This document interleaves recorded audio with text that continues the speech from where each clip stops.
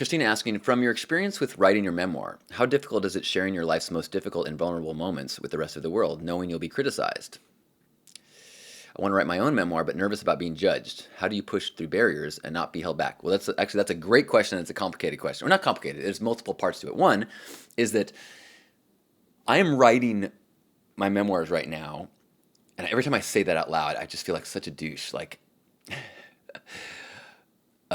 unless you're 90 years old and retired, I think maybe the word memoirs feels a little pretentious. But that being said, I am writing without thought of them being published. I'm writing the details and the stories and the memories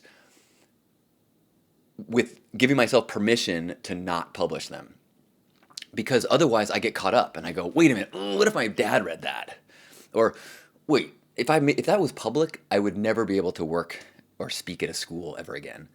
And so I'm making the writing and the book two separate things. And so what I'm doing is I'm visualizing the book that I'm writing is simply, I keep visualizing there's a plot point in the Sons of Anarchy TV show where the main character finds an old manuscript that his dad wrote. His dad's passed on. And it's kind of this typewritten single copy of his life story and all of his thoughts. And so I think of like, that's what I'm writing. And maybe I lock it in a chest somewhere and I hide a key and I leave a map and I tell someone to give this to my nephew on their 30th birthday or something like that.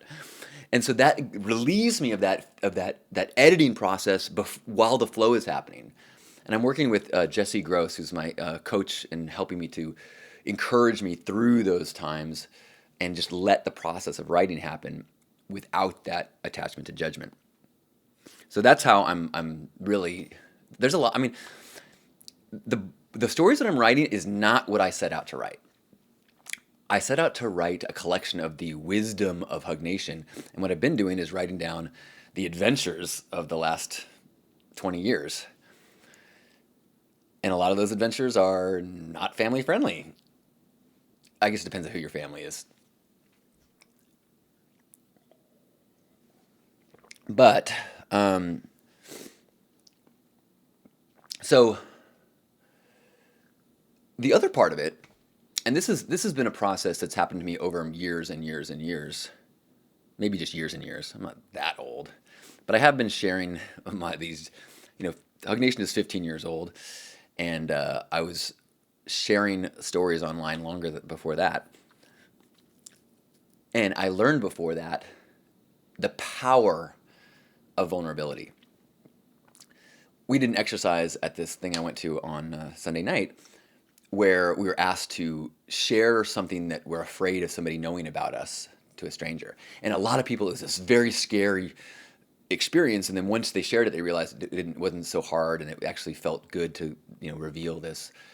And I was like, this is not my problem. Like, I quickly enjoy sharing vulnerability because it makes me feel connected. It makes me feel free. I actually struggle when I'm trying to maintain the feeling of being perfect and not flawed. That's when I get freaked out. When I'm afraid, like, oh, what if, like, as long as I'm trying to maintain the facade of having it all together and being this this pillar in the community and this elder and like, oh, then I'm constantly feeling like I'm gonna fail and let them down. But if I go, that's when I feel comfortable. And so I have learned over the years that that process of being vulnerable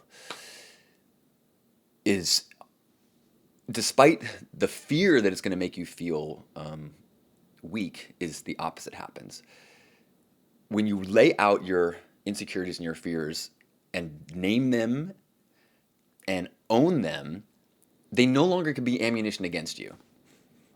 I remember when I was young being deathly afraid of anyone realizing that I was wearing foundation makeup to cover my blotches from me picking at my face. I haven't written about this yet. But, and I was so afraid, and I wore fake tanner in the early days of fake tanner when it was pretty darn orange. So, And I lived in fear of somebody noticing that. Because as a junior high and high school boy, using fake tanner and foundation makeup would have been horrifying. This is a time in American history, or at least in my life, when being called a faggot was like the worst thing that could happen to you. And so I was totally afraid. And there was also a time when I was insecure about my big ears and my skinny neck. So I was wearing like a turtleneck every day when it was warm.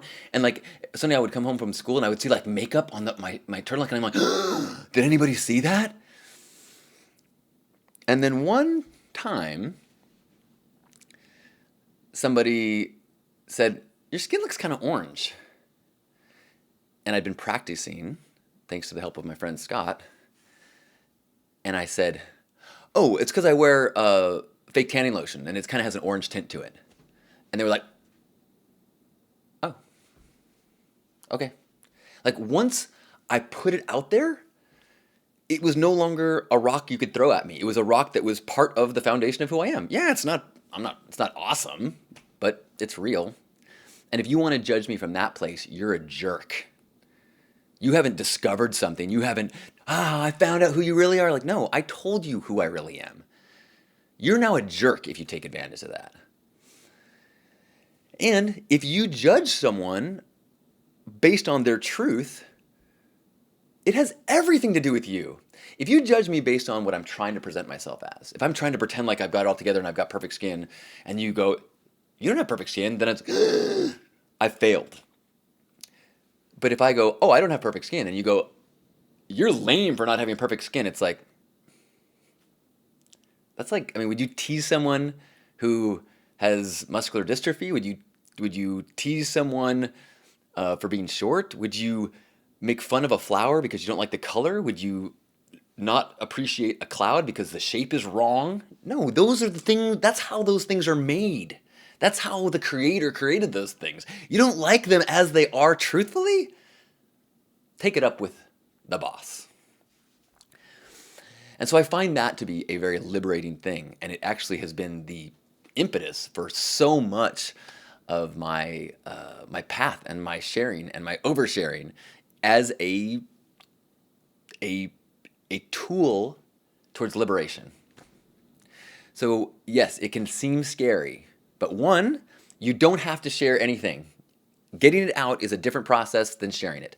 And two, as you share, you become invincible. That is the metaphor of Christ accepting the whips, not fighting back. You think Jesus couldn't have fought back if he wanted to? No, he took it. And in doing so, resurrected, became even more powerful. It's the story of Aslan in Lion, the Witch, and the Wardrobe, which is the story of Jesus. But, you know, when there was this ancient magic that they shaved his head and humiliated him.